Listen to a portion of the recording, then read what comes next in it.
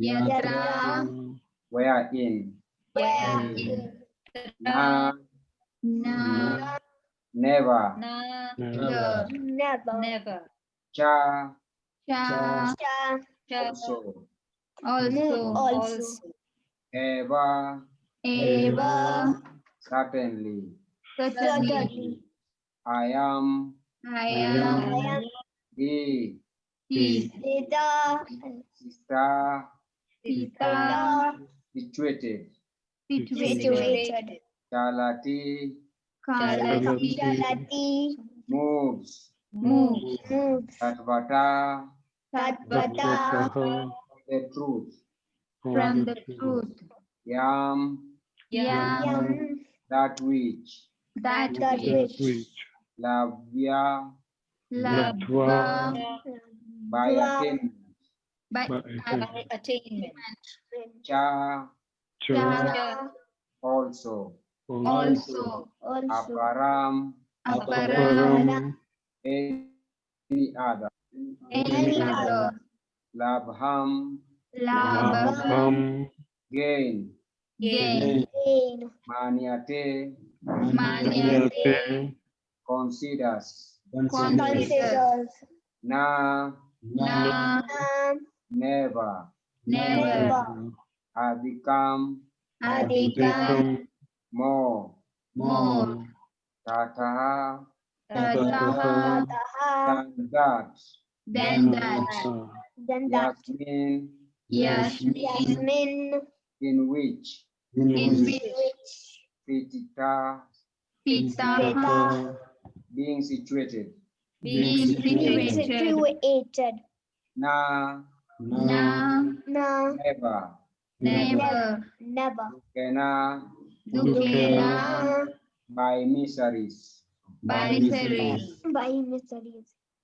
Gurana api. Api. Even though very difficult. Even though very difficult. Vikaliate. Vichalate. Come second. Become shaken. Come. That. That. Vidyat. Vidyat. You must know. You must know. Dukam Sam Yoga. Dukam Yoga. Of the miseries of material contact. Of the miseries of material contact. Viyogam. Yogam. Extermination. Examination. Yoga Samjinitam. Yoga Samjinitam. Called trance in yoga. Called trance in yoga. Hare Krishna. Thank you very much, David Prabhuji, for doing word to word. I've seen that Prabhuji Madan Gopal Das Prabhuji joined us. Prabhuji, we are chapter 6. As it is, we are doing Dhyana Yoga. Prabhuji, Dandavat Pranam. Accept our humble obeisances from the whole group from all over the world. Prabhuji, we are on text 20 today, from 20 to 23. Hare Krishna. Hare Krishna. Over to you, Prabhuji. Would you like to share your screen or? I cannot because I'm on the phone. Okay, Prabhuji. So I won't be able to do the share screen, but I will read the translation and purport, and then we can discuss. Can I interrupt a second? Stephanie Aikundu is there from the US. Madan Gopal knows her very well. Oh, And, Hare Krishna. Hare Krishna. Madhurupa is there from Nairobi now. So there are others who will follow since Madan Gopal is there. Haribo. Very well. Thank you.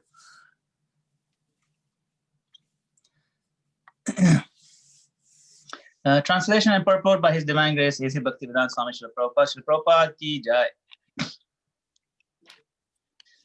In the stage of perfection called trance or samadhi, one's mind is completely restrained from material mental activities by practice of yoga. Kirtika Mataji, if you'd like to share your screen, that's also fine, because I'm just reading the same translation. So. If you like to share it, that's fine. This perfection is characterized by one's ability to see the self by the pure mind and to relish and rejoice in the self. In that joyous state, one is situated in boundless transcendental happiness, realized through transcendental senses. Established thus, one never departs from the truth. And upon gaining this, he thinks there is no greater gain. Being situated in such a position, one is never shaken, even in the midst of greatest difficulty. This indeed is actual freedom from all miseries arising from material contact. Purport. By practice of yoga, one becomes gradually detached from material concepts. This is the primary characteristic of the yoga principle. And after this, one becomes situated in trance or samadhi, which means that the yogi realizes the supersoul through transcendental mind and intelligence, without any of the misgivings of identifying the self with the super self. Yoga practice is more or less based on the principles of the Patanjali system. Some unauthorized commentators try to identify the individual soul with the super soul, and the monists think this to be liberation. But they do not understand the real purpose of the Patanjali system of yoga. There is an acceptance of transcendental pleasure in the Patanjali system. But the monists do not accept this transcendental pleasure out of fear of jeopardizing the theory of oneness. The duality of knowledge and knower is not accepted by the non-dualist. But in this verse, transcendental pleasure realized through transcendental senses is accepted. And this is corroborated by Patanjali Muni, the famous exponent of the yoga system. The great sage declares in his Yoga Sutras, Purushartha shunyanam gunanam pratiprasava kaivalyam sarupa pratishtha vachiti shaktir iti. Can I request if you can mute the other sounds, because there's some still sounds coming from background. This Chitti Shakti or internal potency is transcendental. Purushartha means material religiosity, economic development, sense gratification, and at the end, the attempt to become one with the Supreme. This oneness with the Supreme is called Kaivalyam by the monist. But according to Patanjali, this Kaivalyam is an internal or transcendental potency by which the living entity becomes aware of his constitutional position. In the words of Lord Chaitanya, this state of affairs is called Cheto Darpana Marjanam, or clearance of the impure mirror of the mind. This clearance is actually liberation, or Bhavamaha Davagni Nirvapanam. The theory of nirvana, also preliminary, corresponds with this principle. In the Bhagavatam 2.10.6, this is called Swarupena Vyavasthiti. The Bhagavad Gita also confirms this situation in this verse. After nirvana or material cessation, there is the manifestation of spiritual activities or devotional service to the Lord, known as Krishna consciousness. In the words of the Bhagavatam, Sarupena Vivastiti, this is the real life of the living entity. Maya or illusion is the condition of spiritual life contaminated by material infection. Liberation from this material infection does not mean destruction of the original eternal position of the living entity. Patanjali also accepts this by his words, Kaivalyam Sarupa Pratishtha Va Chiti Shaktiriti. This Chitti Shakti or transcendental pleasure is real life. This is confirmed in the Vedanta Sutra as Anandamayo Bhyasat. This natural transcendental pleasure is the ultimate goal of yoga and is easily achieved by execution of devotional service or bhakti yoga. Bhakti yoga will be vividly described in the 7th chapter of Bhagavad Gita. In the yoga system described in this chapter, there are two kinds of samadhi called sampragyata samadhi and asampragyata samadhi. When one becomes situated in the transcendental position by various philosophical researches, he is said to have achieved sampragyata samadhi. In the asampragyata samadhi, there is no longer any connection with mundane pleasure, for one is then transcendental to all sorts of happiness derived from the senses. When the yogi is once situated in that transcendental position, he is never shaken from it. Unless the yogi is able to reach this position, he is unsuccessful. Today's so-called yoga practice, which involves various sense pleasures, is contradictory. A yogi indulging in sex and intoxication is a mockery.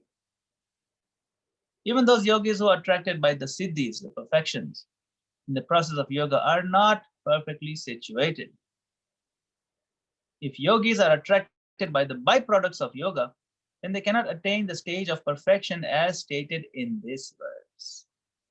Persons therefore indulging in the make-show practice of gymnastic feats or siddhis should know that the aim of yoga is lost in that way.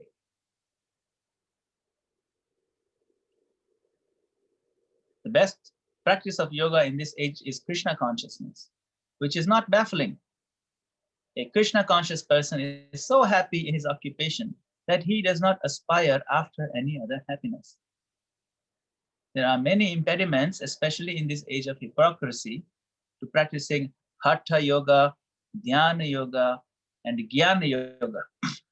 But there is no such problem in executing Karma yoga or Bhakti yoga. As long as the material body exists, one has to meet the demands of the body, namely eating, sleeping, defending, and mating. But a person who is in pure Bhakti yoga or in Krishna consciousness does not arouse the senses while meeting the demands of the body. Rather, he accepts the bare necessities of life, making the best use of a bad bargain, and enjoys transcendental happiness in Krishna consciousness. He is callous toward incidental occurrences, such as accidents, disease, scarcity, and even the death of a most dear relative. But he's always alert to execute his duties in Krishna consciousness or Bhakti yoga. Accidents never deviate him from his duty. As stated in Bhagavad Gita 2:14, Agama Payano Nitya Astam Sitikshasya Bharat.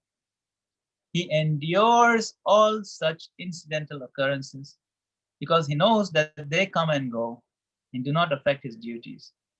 In this way, he achieves the highest perfection in yoga practice. Purport ends here. Hare Krishna. Om Jnananandasya Jnananjana Shalaka. Chakshuramitam Yena Tasmai Shri Guru. So thank you all for joining, and thank you once again for kindly giving me this opportunity to address the group. So today, the purport and the translation, it is quite long because it's 3 verses, first of all. Actually, it's 4 verses, 20, 21, 22, and 23. 4 verses. And you can see the questions are already coming in. But this is a very packed section because within the translation itself, there's a lot of material. And the purport is also very, very technical We use a lot of words in here that are quite long. Some of them we're not familiar with. Some of the concepts we may not be familiar with. And it takes apart a lot of the issues with what people understand to mean yoga, or what a lot of people misunderstand to mean self-realization, what people misunderstand to mean nirvana or moksha, or the goal of yoga, or the goal of life. So Srila Prabhupada puts it all on the table and takes it apart one by one. So let us go through the purport, and then we'll address some of these things that Prabhupada points out. I don't think it's possible to cover every point Prabhupada has taken on this purport. This discussion on this purport itself is a 4-hour discussion, because every sentence is very packed. So we'll just unpack some of the key concepts and we can discuss them. Very well. So that means tomorrow you will discuss what you have not finished today. Sawa. Let's see if I can do that. But let's see what Yeah, we can do today. Let's see what we can cover today. So, the first sentence, by practice of yoga, one becomes gradually detached from material concepts. This is the primary characteristic of yoga principle. So we should know what the characteristic of yoga principles. If someone asks you, what is the primary characteristic of yoga principle?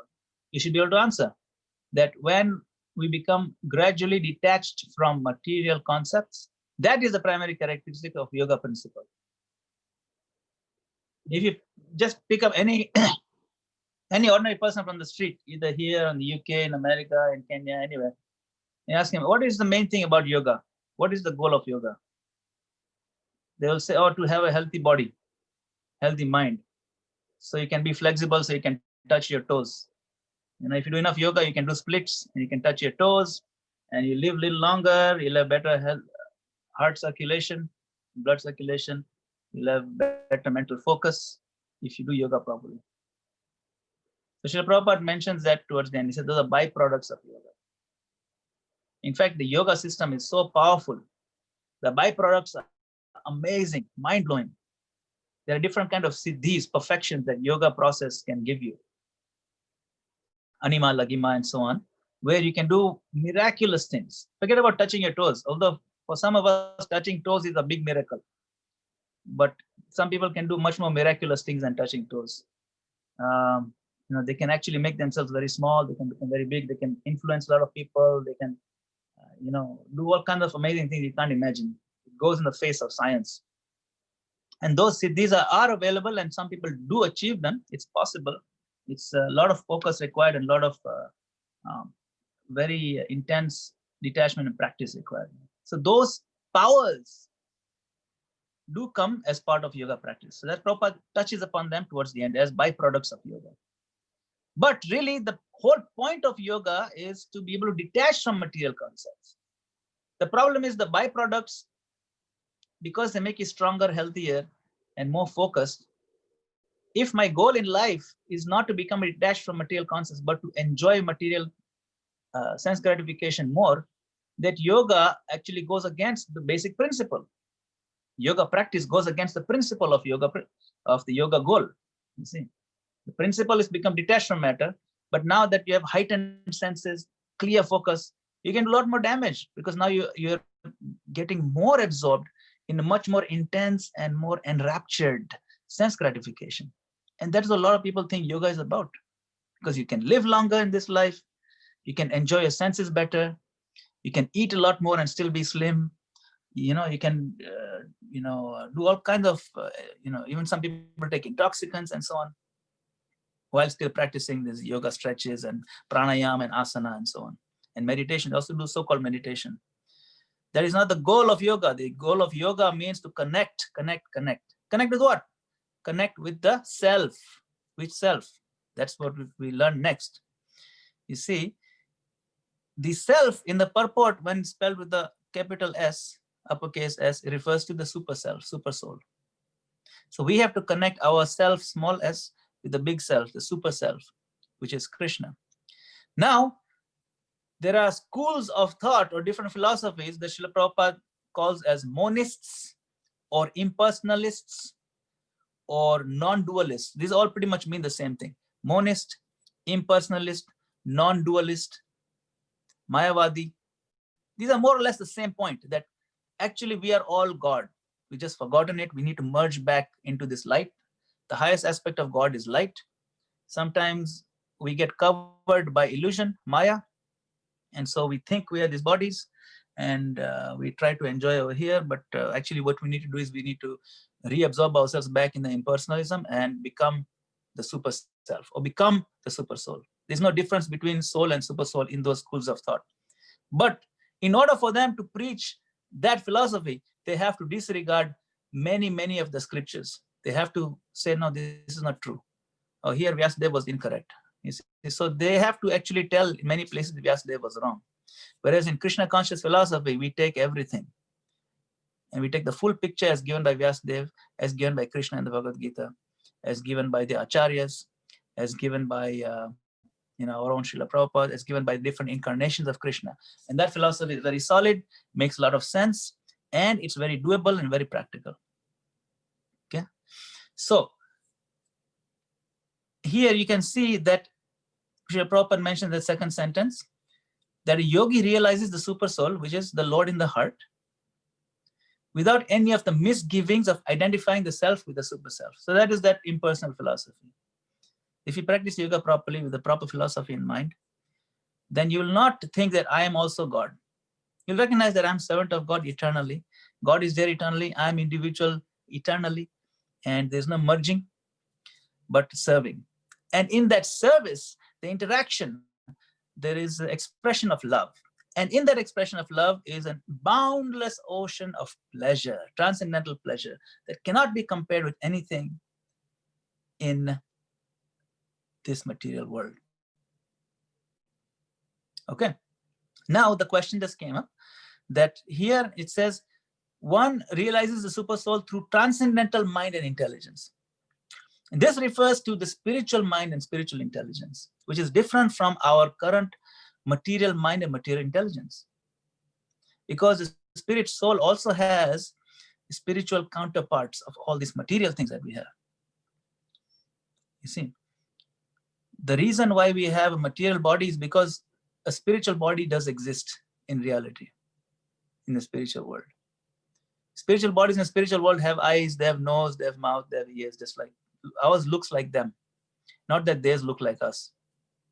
See, similarly, interactions on the spiritual platform also have a mental component and intellectual component, the intelligence. Even the spiritual world, they try to figure out things and how they'll apply the intelligence, the spiritual intelligence, in how to please Krishna better. And on the spiritual mind, they enjoy the thoughts and remembrances of Krishna. Now, when we perfect our bhakti yoga process, we can spiritualize our material mind, we can spiritualize our material intelligence, we can spiritualize even our material bodies. When we engage all of them 100% in Krishna's pure service, according to the way he wants us to serve him, then even our material, apparently material senses and material mind, material intelligence become spiritualized and regain this original reason for existence. So here the transcendental mind intelligence refers to the spiritual aspect, the spiritual mind intelligence, which are eternal. Okay. Yoga practice is based on Patanjali system. So Patanjali is that great acharya who wrote this the book on how to practice the yoga system. But Sri Prabhupada mentions that the impersonalists, the monists, they don't understand what is the purpose of yoga. They don't understand the definition of liberation. See?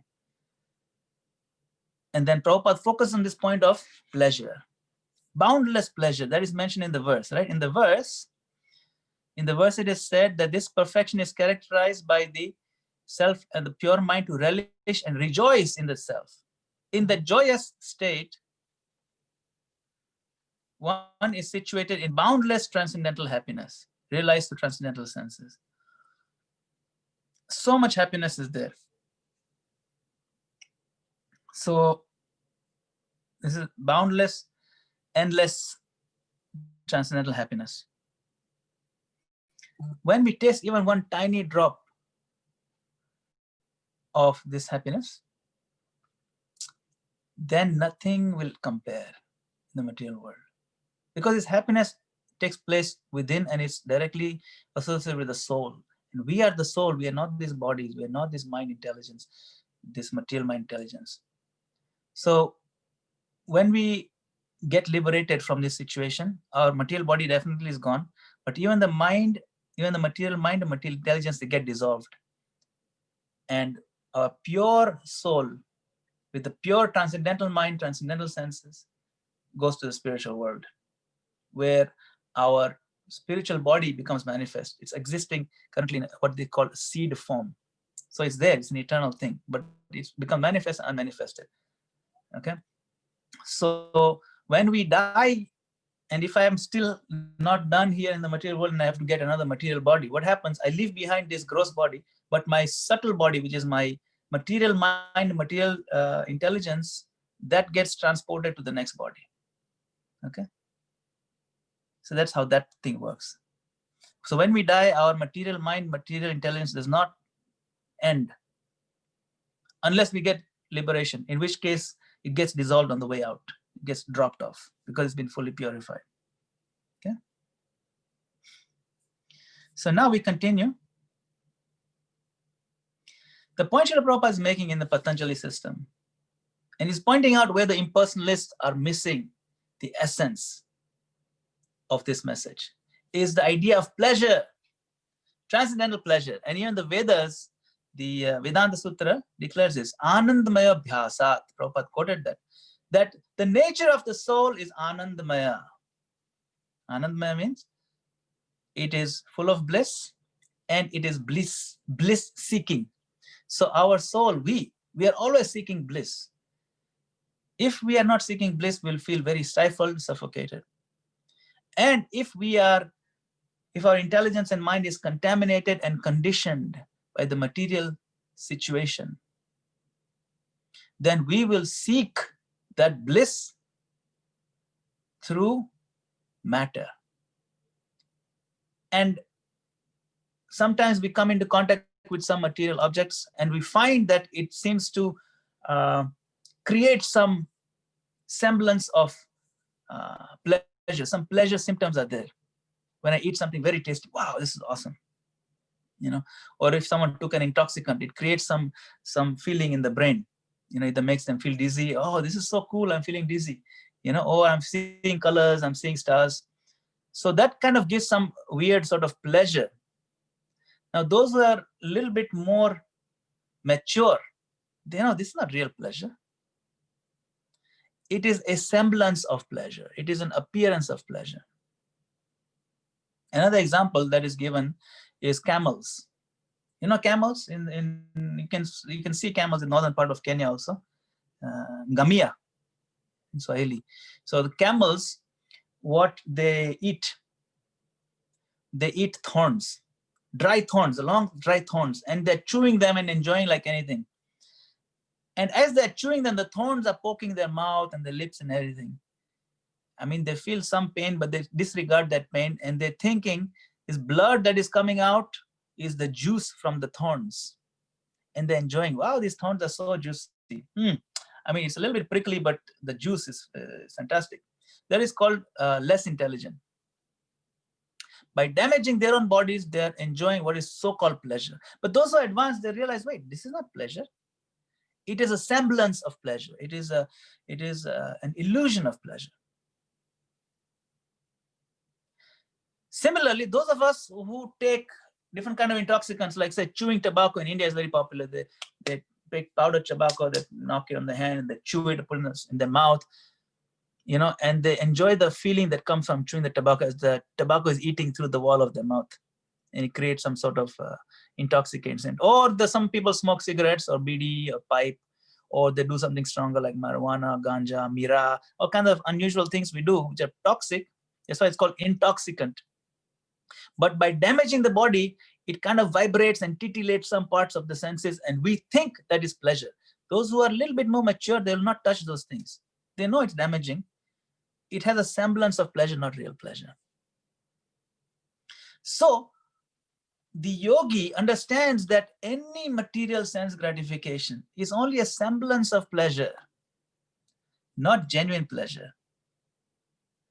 Especially if the yogi has sampled even a little bit, even a shadow of spiritual pleasure, even the shadow of touching the holy name of the Lord, even just by remembering Krishna, how wonderful and kind he is, and the feeling in the heart you get, even just a small glimpse of the beautiful deity form of Radha Krishna, smiling upon him and making a contact eye to eye and feeling the mercy flowing, even for half a second, that yogi, that bhakti yogi, or even if he's not a yogi, but he's just passing by and he feels that connection, because that is a soul connection, that person does not forget. And after tasting that again and again, all other pleasures are so stale and tasteless. Then one becomes mature. That is called maturity. Just like mature people will not touch cigarettes or beer or any kind of self-damaging intoxicants, because they're mature. They know this is not real pleasure. Similarly, a spiritually matured person will keep running after the real pleasure. That is not selfishness. When someone who is thirsty wants water, that is not selfishness. That is called survival. And for us to survive, we need pleasure. But we need the real pleasure. We need to increase our standard of living, not by getting shinier cars and bigger houses. No, that is actually lowering our standard of living. Because it makes us more distracted. Standard of living means how much genuine pleasure is flowing in my heart. That it has to be pleasure that cannot be changed by external circumstances. It has to be bulletproof pleasure. Even when external circumstances are very difficult and miserable, because this spiritual pleasure is independent and does not rely on external circumstances for the love to flow, for that pleasure to be existing. It is genuine pleasure. Because once it starts flowing, you keep it going, there's no end to it. Even at the end of this body, that pleasure continues. See, so that is called this Chit Shakti. Chitti Shakti, or internal potency. Right? So what are the things that we run after? Things that we run after are called Purushartha. Purushartha, Artha means profit. So these are profitable things, these are things that we think are valuable.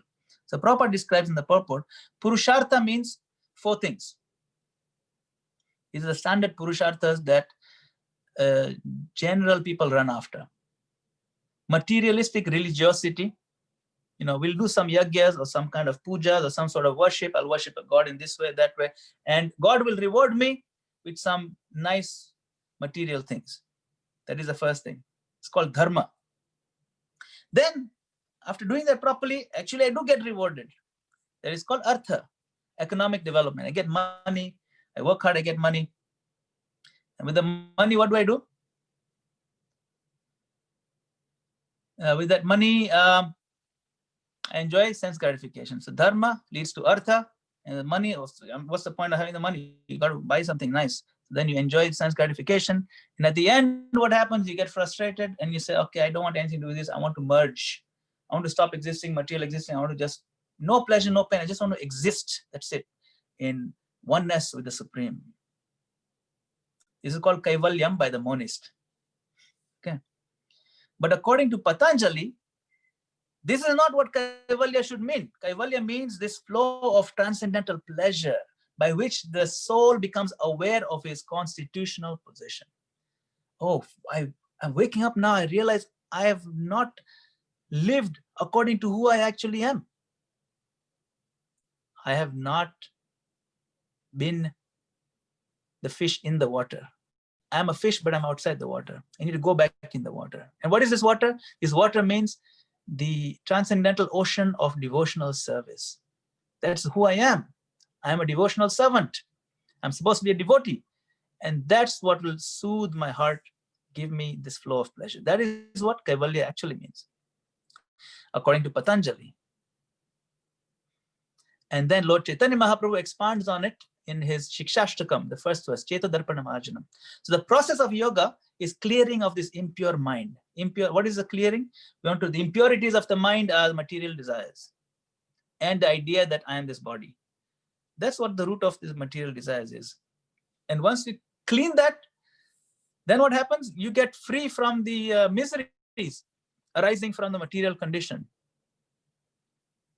Does that mean that my diseases will stop? Does that mean that all my near and dear ones, they will not die?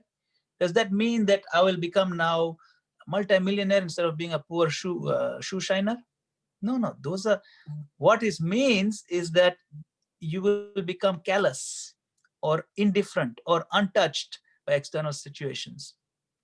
Those will not impact you because your pleasure, displeasure is from within, the connection with the Lord.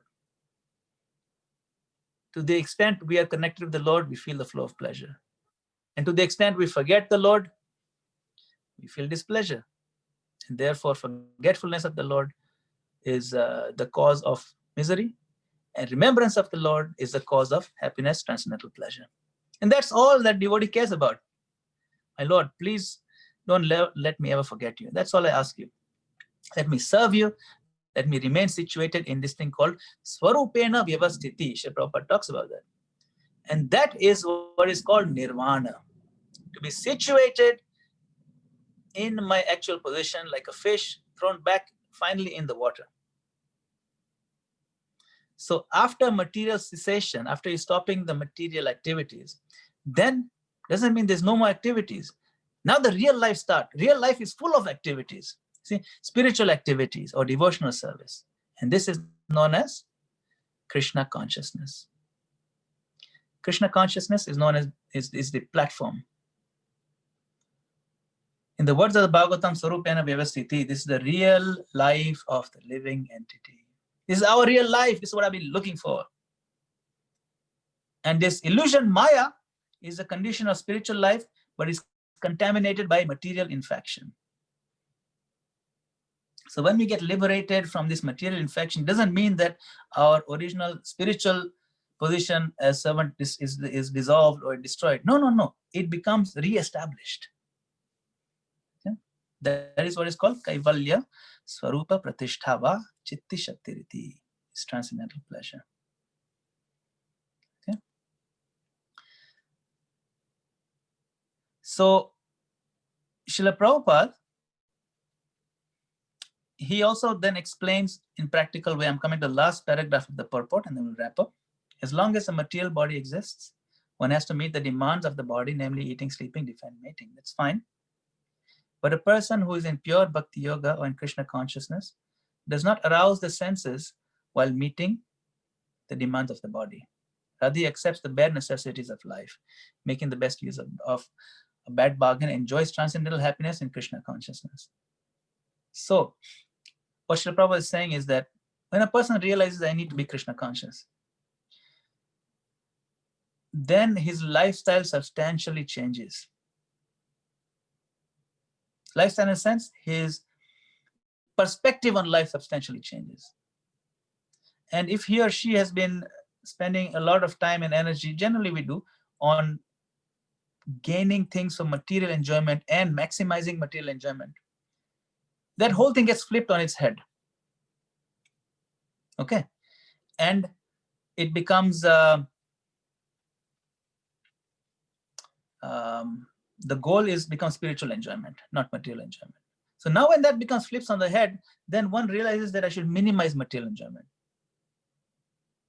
At the bare minimum, I want to cut off the things that are in my life from my calendar that are against the principles of civilized human life. I'm going to stop all intoxication. These are all extreme examples of material enjoyment that have to be removed gradually.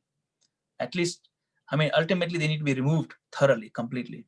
So all forms of intoxicants, there's no value in that.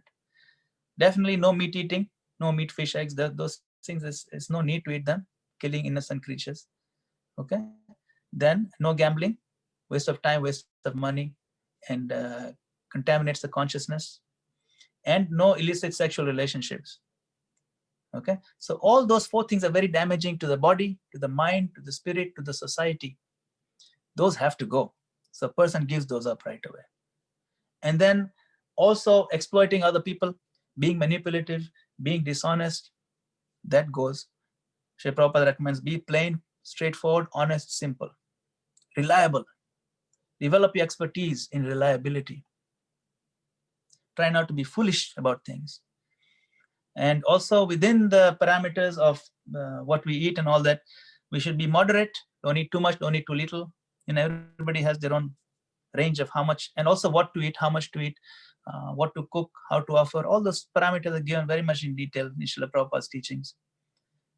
Then what happens gradually, by the process of negating sense gratification and adding Krishna and consciousness of Krishna in every aspect of our life, this flow of transcendental happiness starts flowing very nicely. And then when one becomes advanced enough, then external calamities, external disasters don't shake him at all. Maybe a little bit, but not much. It won't shake him to the core, because he realizes this is just one life, it's temporary, is the next life, going back to Krishna, that is the goal. Things like accidents, Prabhupada lists them. He is callous. Callous means indifferent. It doesn't affect him. To accidents, either he is himself an accident or someone, dear to him. Disease, scarcity, and even the death of a most dear relative. But he's always alert to execute his duties in Krishna consciousness. So he's not callous to Krishna consciousness. His main focus is Krishna consciousness. See? So that is the key difference of a person who has tasted the real bliss, the real pleasure.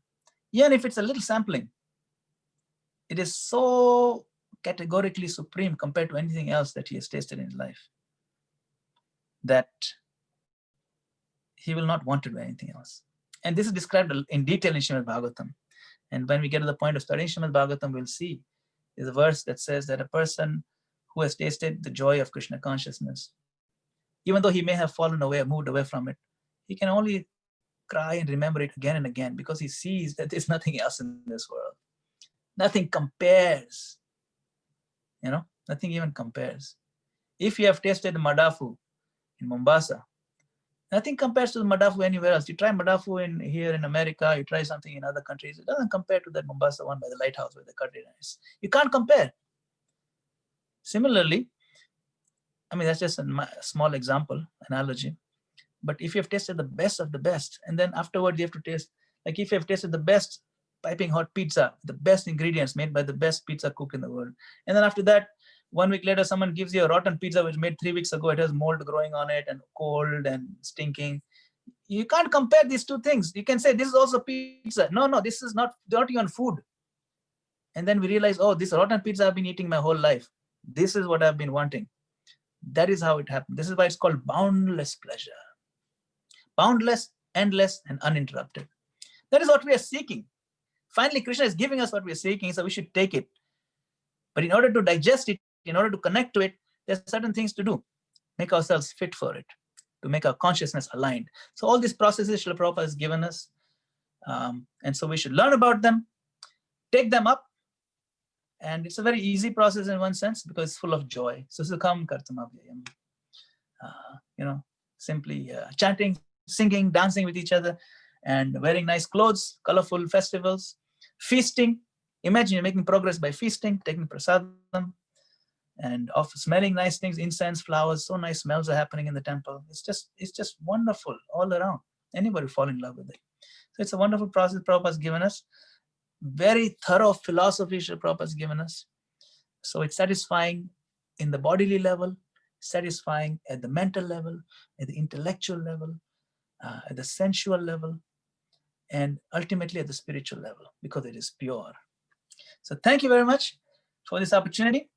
We can do some discussion now for a few minutes, if that's okay.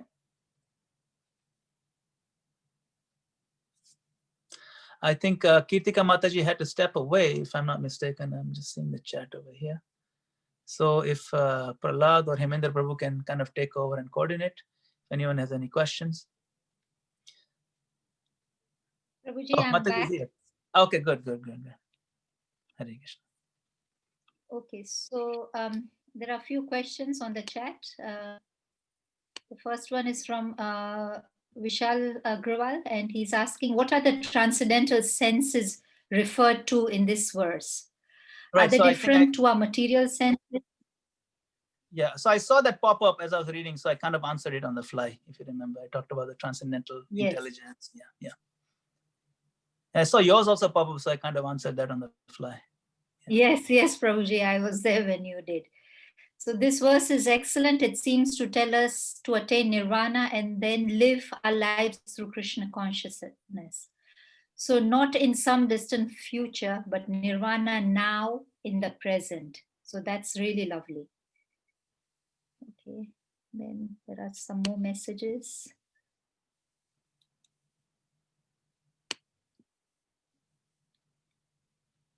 Okay, so no more questions, but just messages. Jolie Mataji, do you have a question? She probably, she told me that it's difficult for her to type the question, so I should ask. She can come on the line and speak if that's okay. It'll be nice if everyone shared the camera. I see very few are sharing cameras. If it's possible, it's nice. This makes it more personal, you know, because I'm just seeing a list of names. But if someone can share your camera, it's always good.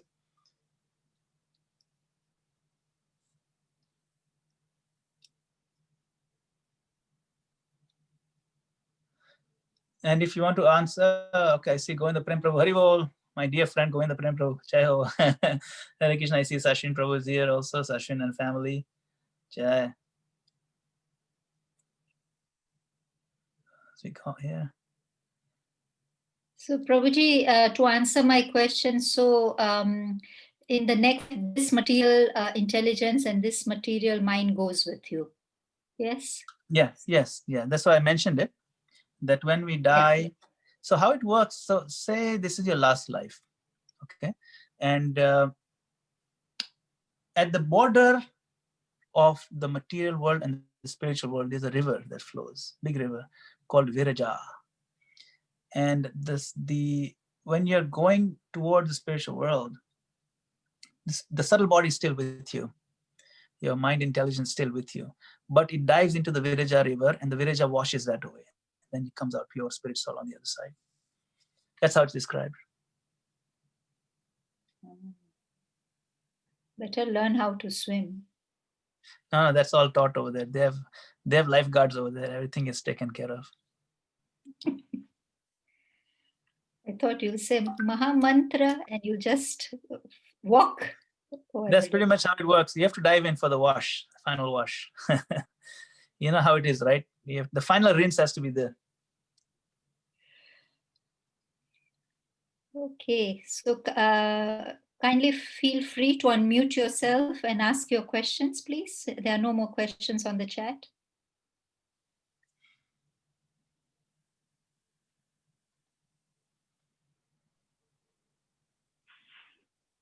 Are we getting another session tomorrow on this slok? That's a very good question. That's a good question. Let me see. Tomorrow is Wednesday. Tomorrow I think this rest of this week I have things going on. So I can probably join sometime next week. Yeah. I'll let you know, but next week probably we can join. Yeah.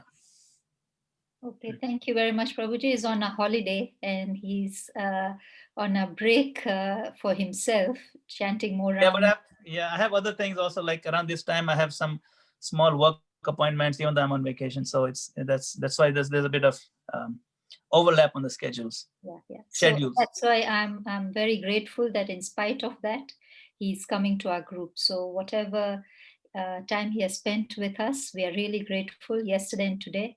And we'll try to squeeze some more time out of him next week. So if there are any more questions, yeah, if there are any more questions, we can discuss them or we can end it now. I have a few more minutes. We can go for a little longer. It's fine today. So let's see. Abhinash, Prabhuji, is there any question that you wanted to ask tomorrow? We can ask today. Not really. I just was because Prabhuji said this slok can cover about longer than 1 hour. So I was just thinking probably Prabhuji has got some more nectar to give us for this slok. So that's what I was thinking. But no question. Yeah. Hare Krishna Masi Ganga Mataji, Haribol. Dano Pranam. No, that's why with Avinashai's second, just give something, some more nectar. Sure. Prabhuji, continue. Yeah, I can speak a few more minutes on this point of Kaivalyam. Srila Prabhupada talks about this word Kaivalyam quite a bit. We have to move to the other room, but it's fine. Because Mansi Ganga is, she's also teaching a class on the other side, so she works. Let me see if she's available to say quick Haribol. Minu, quick Haribol. Can you say? What? Quick Haribol? Yeah. Yeah, anyway, she's coming. But yeah, let's talk about this Kaivalyam point. So Kaivalyam, this word, Srila Prabhupada expands on it because it's being used by Patanjali. It's also being used in this, I believe it's also being used in this verse. Kaivalyam. Kaivalyam. Do you know the verse? Not the whole thing, because it's very tricky. Hare Krishna Mataji. Oh, Hare Krishna. Thank you very much for coming on the group. Every day you are on the background. We'd like to pay our humble obeisances from everybody in this group. My Hare Dandavat Krishna. Pranam to everyone there too. Very nice. You guys have a wonderful group, and you can see Madan Gopal Prabhu is always excited. Even if he gets few minutes, he'll be like, "Oh, I'm joining the group." Yes, it's a happening group. Yeah. Eldoret is a very dynamic group. The devotees have done a great job. Yeah. Thank you. Yeah, so I'll just go in the other room. Okay, Haribo. Very well. So, Kaivalyam. The monists or the impersonalists use this word Kaivalyam quite a bit. This is the goal of life. Okay. And they refer to realization as Kevala Gyan, Kaivalya. Kaivalya means only. Keval. We use that word Keval, right? Or onlyness. What they don't realize that onlyness is full of loneliness. You're just by yourself in the light. There's no interaction, there's no activity, there's no relationship. So Kaivalya or onlyness is basically loneliness.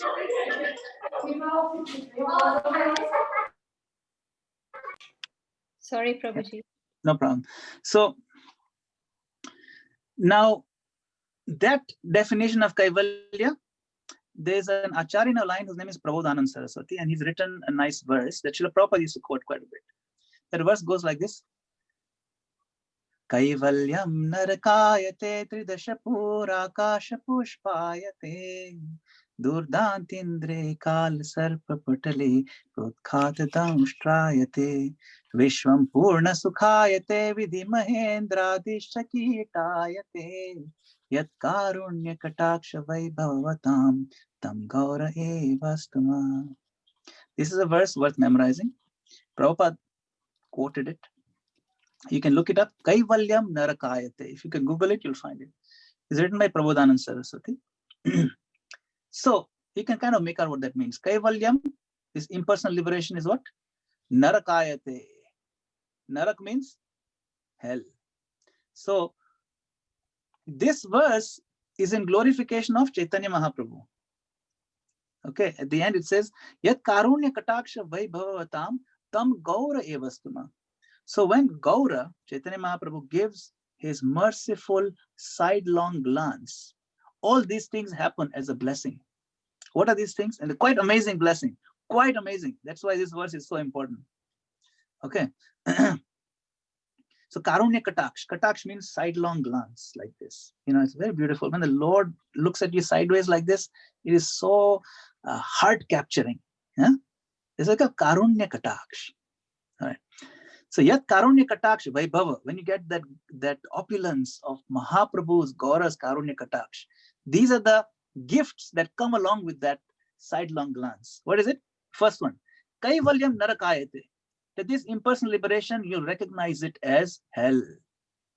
Even though the impersonalists are running after it, you will see it as hell. Kaivalyam Narakayate. It becomes hell for you. What to speak of material enjoyment? Kaivalyam narakayate, tridashapur akash pushpayate. So if you listen carefully, you'll hear meanings of words that you know. Akash means what? Sky. Pushpa means flowers. So tridashapur, means these 13 cities, the heavenly planets are described as having 13 beautiful cities. But you will see it like a flower in the sky, or pie in the sky, they say, in the West. Means it's fantasy. It is not even, it's non-existent. It is just a false promise or a mirage in the desert. So heavenly pleasures, the pleasures afforded in Indra Loka and all those where they live long time and enjoy nice materials, facilities, that is just a false promise. And you'll see it for what it is. Kaivalyam narakayate, tridashapura akashi pushpayate. Then this next gift is very important for us. Durdanta indriyai kala sarp patali protkhata damshtrayate. On this one, in fact, this lecture Srila Prabhupada gave in Hyderabad, and this is the first lecture that I heard from Srila Prabhupada. Mansi Ganga Mataji gave me this cassette in 1991, February, and I kept hearing it over. For the mercy of Mansi Ganga Mataji, I memorized this verse, and I kept hearing it over and over. That's the only cassette I had. And in that one, Prabhupada explains this. The title on that cassette was How the Poisoned Teeth of Material Existence Get Extracted. So, Durdanta, Danta means teeth. Durdanta means the really damaging teeth, which is the poison teeth. Poison teeth are what? The snake. Kala Sarpa. Kala Sarpa means the snake of death, snake of time. Durdanta Indriya. And what is the snake of time? The snake of death is our own senses, Indriyai. Our own senses that are just wild after sense gratification. They'll put aside all your logic. You'll put aside all your philosophy. You'll put aside all your training just to run after sense gratification. Even yogis have been practicing for many years. If they're not careful, their senses just lead them astray. They'll put aside everything. You see politicians. Big politicians become presidents and prime ministers and so on. They'll put aside their whole big name, fame, everything, just to have an affair with somebody for sense gratification. They know it's such a risk, but they can't help themselves. This is called Kala Sarpa. Our own senses are the poison snake living within us. But when we get the sidelong mercy, glance mercy of the Lord, of Mahaprabhu, then what happens? The poison teeth of these senses, the snake, get removed. So the snake does not get killed. And the snakes are actually, if they don't have the poison, the snakes are not harmful at all. These little snakes, they can't do anything to you. The little snakes are poisonous. If the poison teeth are removed, they are not damaging at all. Similarly, when our senses no longer crave and run wildly after material sense gratification, that is a huge blessing for a devotee. So that blessing comes with Mahaprabhu. So Durdant Indre Kala Sarpat Patale Protkat Damshtrayate. Then the next blessing or benediction or gift is Vishwam Purna Sukhayate. Vishwam Purna Sukhayate. Vishwam is this universe. Purna completely. Sukhayate.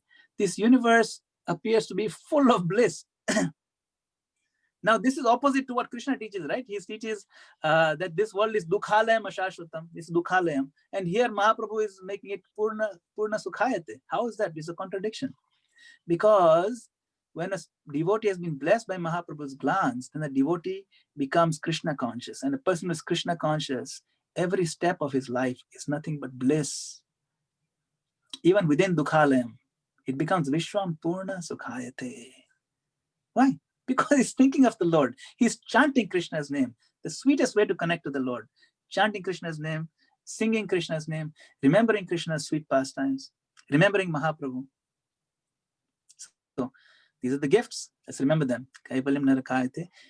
That hell, it becomes hellish, this impersonal liberation.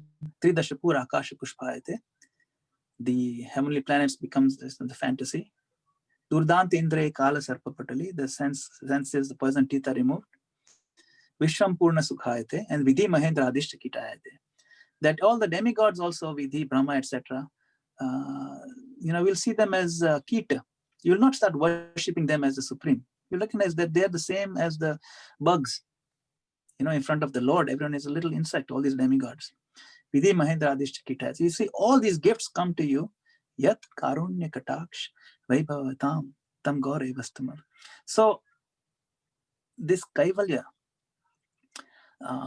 is misunderstood, if it's taken in the context of impersonal liberation, that's fine, but you recognize that to be Narakaya.